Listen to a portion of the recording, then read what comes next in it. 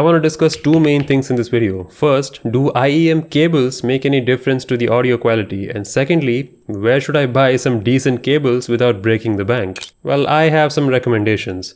Yeah, this is normal. I'm a normal guy. I have a good mix of cables here from Concept Kart. I usually buy my audio stuff from there. They have good collection of items, low prices too. Well, a little bit compared to Amazon. Okay, let's get all of these unboxed first.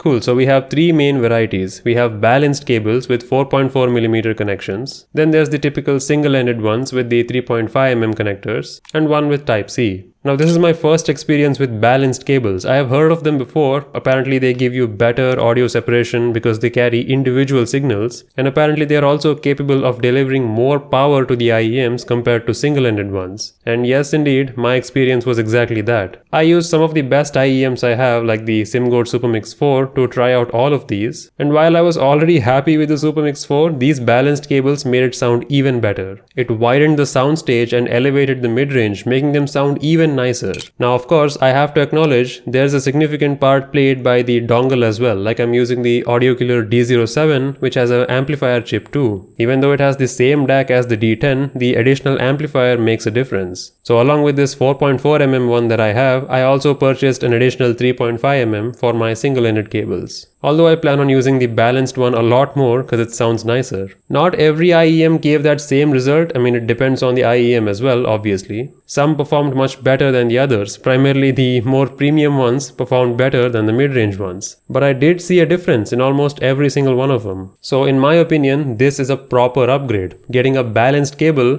I would say, is an upgrade over a single-ended cable. But what if you're just looking for a 3.5mm cable which is more durable and has a mic? Well, there are two versions of that available. One is a 1.8 meter version which is longer obviously, and the other is a 1.2 meter one. They're both of equivalent great quality as the balanced cables, but they have a mic unit. The balanced ones don't come with a mic and a playback control. I personally don't mind. I want the best quality possible for my mobile setup, but just letting you know. And while I didn't notice a major shift in audio between the single-ended upgrade cable with the stock one, the build quality is definitely better, so it's an upgrade in that department. And of course there's an inline mic. Now coming to the Type-C version, I'm not particularly impressed with this cable. You can see it's pretty thin. It's pretty much the same as a stock cable that you would get. And while that's not a bad thing, I can't consider it an upgrade from a durability perspective. Okay, what about performance? It seems to be using a CX31988 DAC, and that's actually pretty common. And funnily enough, some IEMs with a DSP cable,